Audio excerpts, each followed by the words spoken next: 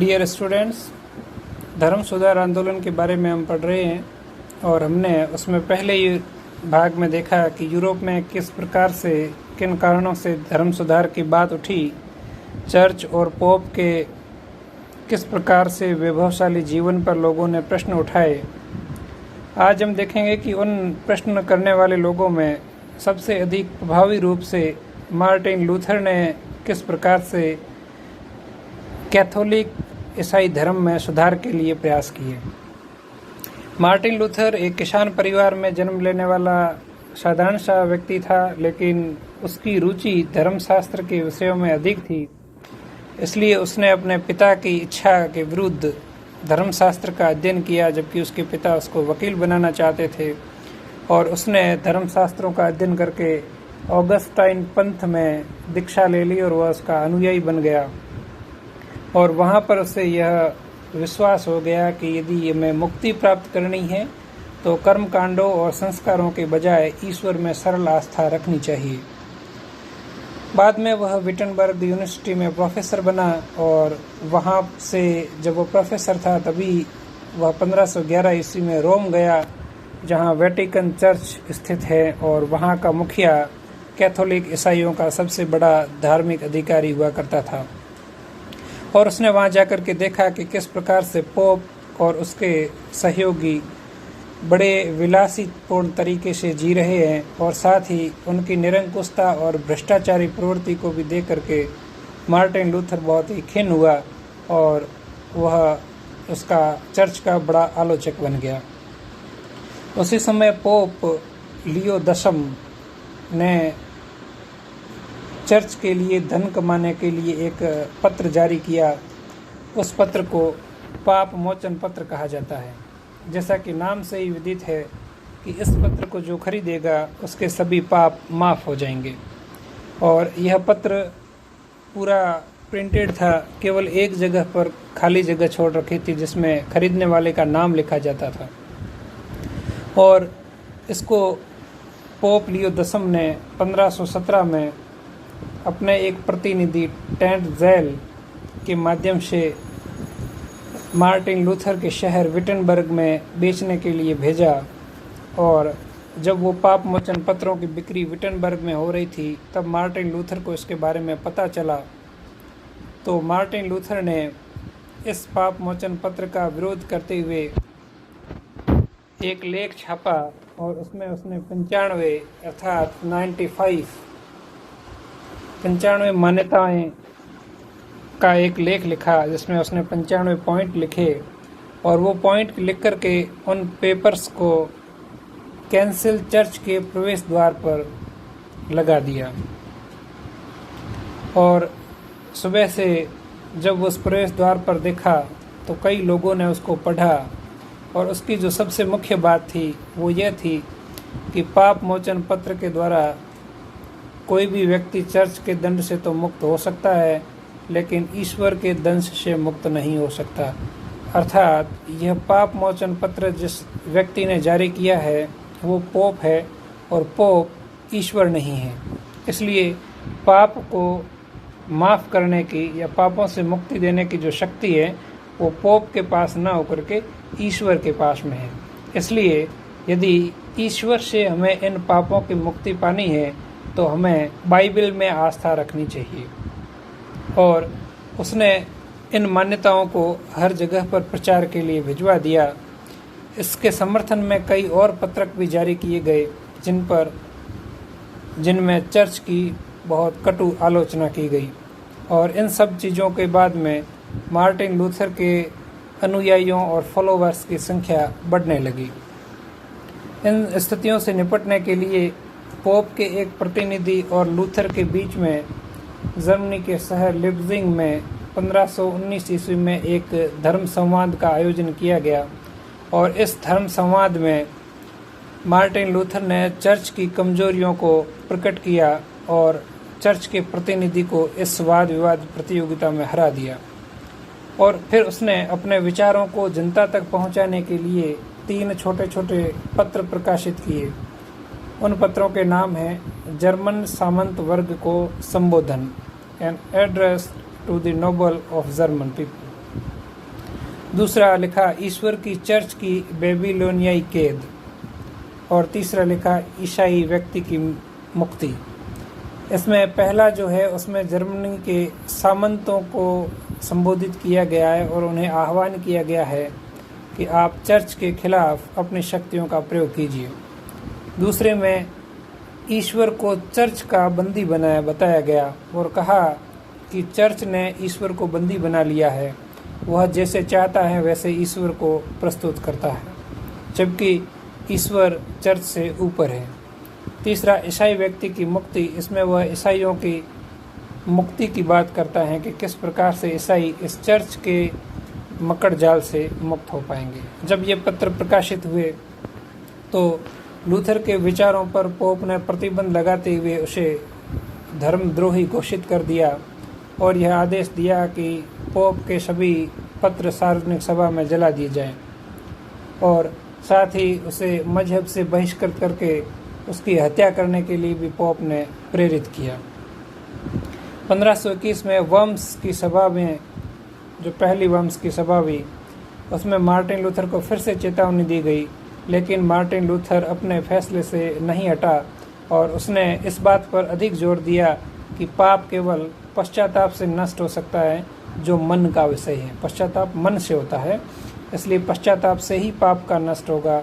इसके चर्च का कोई लेना देना नहीं है। चर्च किसी भी प्रकार से किसी व्यक्ति का पाप माफ़ नहीं कर सकता है। और इस मार्टिन लूथर के विचारों का जर्मनी के दक्षिण पूर्वी और मध्य भाग में बहुत अधिक असर हुआ और वहाँ के किसानों ने चर्च के खिलाफ विद्रोह कर दिए और मार्टिन लूथर ने इन विद्रोहों को समर्थन देने की बजाय इन विद्रोहों के दमन का निश्चय किया, क्योंकि वह नहीं चाहता था कि इस धर्म सुधार आंदोलन की बागडोर लूथर अपने हाथों से छोड़ करके किसानों के हाथों में देना चाहता था। इसलिए उसने इन सामंतों और शासकों से यह निवेदन किया कि इस आंदोलन का दमन कर दिया जाए। 1526 ईस्वी में स्पीयर में एक पहली धर्म सभा हुई, जिसमें यह प्रयास किया गया कि जो भी मतभेद उभर करके आ रहे हैं उनका निराकरण किया जाए, लेकिन यह सभा विफल रही। और 1529 में पुनः एक नई सभा वापस स्पीयर में ही बैठी और इसमें भी धर्म सुधार को मान्यता नहीं मिली गई और इसके बदले में जो रिफॉर्मेशन या धर्म सुधार आंदोलन था उसके खिलाफ एक प्रस्ताव पारित किया गया। तो जो 1529 की धर्म सभा में रिफॉर्मेटिव लोगों के खिलाफ एक प्रस्ताव पारित किया गया, उस प्रस्ताव का कुछ लोगों ने विरोध किया। जिन लोगों ने उस प्रस्ताव का विरोध किया उन लोगों को प्रोटेस्टेंट कहा जाता है और यहीं से ईसाई धर्म है वो दो भागों में बंट जाता है। एक जो पहले से प्रचलन में है, जिसका मुखिया कैथोलिक चर्च का था और वो रोम में बैठता था, कैथोलिक चर्च, और दूसरा जो इस कैथोलिक की इस धर्म सभा के प्रस्ताव का विरोध कर रहे थे, प्रोटेस्टेंट। तो ये दो धर्मों में बंट गया और 1530 ईस्वी में, यहाँ विश्व की जगह ईस्वी पढ़ा जाए, में प्रोटेस्टेंटवाद को ऑक्सबर्ग में हुई एक सभा में स्वीकृति मिल गई, जिसे ऑक्सबर्ग की स्वीकृति कहा जाता है। ये भी कई परीक्षा में प्रश्न आता है कि ऑक्सबर्ग की स्वीकृति कब हुई और इसका क्या महत्व है। यह भी प्रश्न आता है कि प्रोटेस्टेंटवाद क्या था। कई बार मार्टिन लूथर के 3 पत्रों के नाम भी कई परीक्षाओं में आ चुके हैं। इस स्वीकृति के बाद में कैथोलिक और प्रोटेस्टेंटों के बीच में कई प्रकार के झगड़े बढ़ने लगे और इसी क्रम में 1546 से 1555 के बीच में ये फिर से यहाँ ईस्वी है, भीषण गृह युद्ध चला जर्मनी में। और इस सब चीज़ों को देखते हुए चार्ल्स, जो उस समय का शासक था, उसने अपना सिंहासन त्याग दिया और उसका उत्तराधिकारी हुआ सम्राट फर्डिनेंड। और उस फर्डिनेंड ने समझौता करते हुए 1555 में ऑक्सबर्ग की संधि कर ली। यहाँ में ये ध्यान रखना है कि 1530 में ऑक्सबर्ग की स्वीकृति हुई, जिसमें प्रोटेस्टेंटवाद को की मान्यता मिल गई उनको, और ऑक्सबर्ग की जो संधि है इसके कुछ प्रावधान अलग हैं। तो दोनों में कन्फ्यूज नहीं होना है, ऑक्सबर्ग की स्वीकृति अलग है, ऑक्सबर्ग की संधि अलग है। अब इस संधि में क्या क्या बातें कही गई थी। प्रत्येक शासक को, यहाँ ये ध्यान रखना है कि यहाँ शासक लिखा हुआ है, अपनी प्रजा का पंथ चुनने की स्वतंत्रता दी गई। यानी प्रजा को अपना पंथ चुनने की स्वतंत्रता नहीं दी गई, बल्कि प्रजा का धर्म क्या होगा यह चुनने की स्वतंत्रता उसके शासक को दी गई। यहाँ इसलिए मैंने शासक पर ज़्यादा फोर्स किया है कि प्रजा को अपना धर्म चुनने की अनुमति इसमें भी नहीं मिली, जबकि वो जो अनुमति मिली है वो शासक को मिल गई। दूसरा, 1552 से पूर्व जो भी प्रोटेस्टेंट लोगों के द्वारा जो विद्रोह हुए और जो संघर्ष हुए उसमें चर्च की संपत्ति इस प्रोटेस्टेंट लोगों ने दबा ली, उसको भी मान्यता दे दी गई कि जो प्रोटेस्टेंटों ने जो संपत्ति जब्त कर रखी है वो उनके पास ही रह जाए। फिर ये भी कहा गया कि लूथरवाद के अतिरिक्त किसी अन्य को मान्यता नहीं मिलेगी। जैसा अपन आगे पढ़ेंगे, कॉल्विन और ज्विगली, या अपन ने देखा कि लोलार्ड्स भी थे, तो वाइक्लिफ के अनुयायी, उनको भी मान्यता नहीं मिली, केवल लूथर के और उसके अनुयायी को मान्यता दी गई। और फिर आया कैथोलिक बहुल क्षेत्र में, जहाँ कैथोलिक ज़्यादा है, वहाँ यदि कोई लूथरवादी रहते हैं तो उनका जबरन धर्म परिवर्तन नहीं किया जाएगा। वो यदि लूथर के विचारों को मानते हैं तो उनको छूट रहेगी। साथ ही ये भी कहा गया कि जो भी कैथोलिक पादरी हैं और यदि वो प्रोटेस्टेंट मत स्वीकार कर लेते हैं तो उन्हें अपना पद छोड़ना पड़ेगा। तो इस प्रकार से ऑक्सबर्ग की संधि के माध्यम से प्रोटेस्टेंट को एक तरीके से कैथोलिकों ने मान्यता दे दी, और कई प्रकार के बंधनों के साथ में प्रोटेस्टेंट धर्म है वो धीरे धीरे आगे बढ़ा। मार्टिन लूथर ने उसके जो कुछ विचार, पहले एक दो विचारों के बारे में पढ़ा, अब थोड़ा और डिटेल से देखते हैं कि उसका ये विश्वास था कि कर्म के स्थान पर आस्था से ही मुक्ति मिल सकती है। ईश्वर में सरल आस्था होनी चाहिए, इसके लिए किसी भी प्रकार के आडंबरों की जरूरत नहीं है, और इस आस्था के माध्यम से ही हमें अपने पापों से मुक्ति मिल सकती है, न कि चर्च के द्वारा निर्धारित किए गए कर्मों के द्वारा। उसने ईसाई धर्म में प्रचलन में आने वाले बहुत सारे संस्कारों में से केवल 3 संस्कारों को मान्यता दी। कौन कौन से 3 संस्कार थे? नामकरण, प्रायश्चित और प्रसाद या पवित्र भोज। केवल 3 संस्कार, नामकरण, प्रायश्चित और पवित्र भोज या प्रसाद। इन 3 संस्कारों को मान्यता दी, अन्य सभी संस्कारों को खत्म करने की घोषणा की या उनका समर्थन किया। साथ ही उसने पोप, कार्डिनल और बिशप, ये जो कैथोलिक ईसाइयों का जो क्रम था, पदानुक्रम था, वो था सबसे नीचे बिशप होता था, उसके ऊपर कार्डिनल और उसके ऊपर पोप हुआ करता था। तो मार्टिन लूथर ने कहा कि इनका जो ये पदानुक्रम है वो समाप्त हो जाना चाहिए। और क्यों समाप्त हो जाना चाहिए? क्योंकि ये पदानुक्रम के कारण कुछ ही लोगों को मौका मिलता है चर्च के अधिकारी बनने की, जबकि लूथर चाहता था कि सभी आस्था रखने वालों को पुरोहिताई की अधिकार मिले या वो भी ये काम कर सकते हो। साथ ही उसने यह भी कहा कि जो चर्च है उसका जो प्रधान है वो राजा होना चाहिए, ना कि पोप। या यूँ कहें कि चर्च की संपत्ति पर राजा का अधिकार होना चाहिए, चर्च के मामलों में राजा का हस्तक्षेप होना चाहिए। इस तरह की बात भी इसने बोली।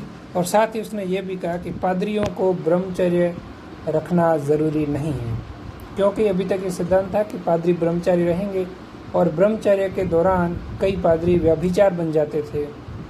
इसलिए इन व्यभिचार को खत्म करने के लिए यह घोषणा की कि कोई भी पादरी ब्रह्मचर्य कंपल्सन ना हो, अपनी मर्जी से कोई रहना चाहे तो रह सकता है, अर्थात पादरी विवाह कर सकते हैं। इस बात का भी मार्टिन लूथर ने समर्थन किया।